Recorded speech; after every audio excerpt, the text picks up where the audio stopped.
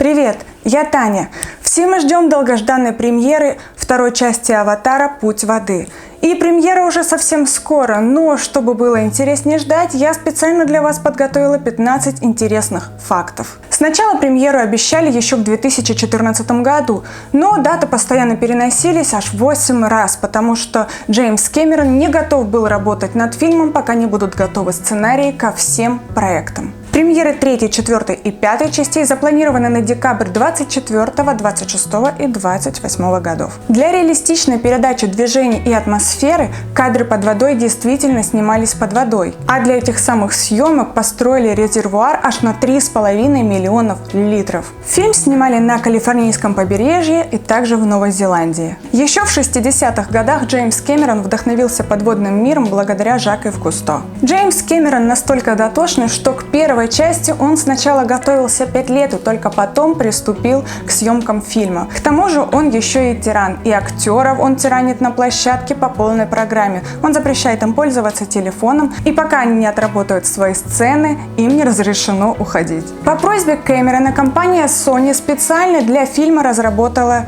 камеру Венис. Подводная установка была построена из 3D-разделителя луча под названием DeepX 3D, разработанного оператором и изобретателем из Австралии Павлом Ахтелем в 2015 году. В качестве объективов использовались линзы Nikon для подводной фотографии. Эта комбинация была собрана для получения чистых подводных изображений 3D IMAX без искажений. Композитор Джеймс Хорнер подписал контракт на фильм, но после его смерти в июне 2015 года утвердили нового кандидата Саймона Франглера. Многим актерам пришлось брать уроки подводного плавания. К примеру, Кейт Уинслет, кстати, она все трюки выполняла сама. Для того, чтобы сыграть роль Ронал, она брала уроки по фридайвингу. И ее самая длительная задержка дыхания составила 7 минут 14 секунд. Эдвард Нортон отказался играть в фильме, потому что хотел сыграть Нави, а ему предложили роль человека. Но он, как трехкратный номинант на Оскар, посчитал, что для него это слишком неинтересно играть людей. Кэмерон планировал снять несколько кадров в бездне Челленджеров, а это, на секундочку, самая глубокая впадина на поверхности Земли. Ее глубина составляет до 11 034 метров ниже уровня Земли. Стивен Лэнг, сыгравший в первой части полковника Майлза, вернется в сиквелах, но уже в несколько ином виде. Да, он погиб в первом фильме, но потом стал Нави. Слова самого Джеймса Кэмерона.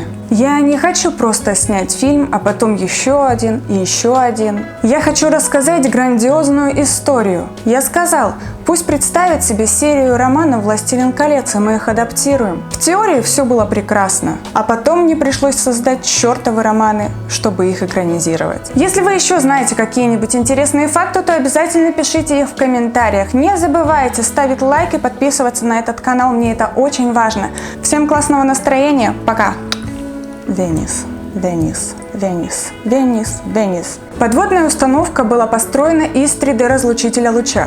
Фу!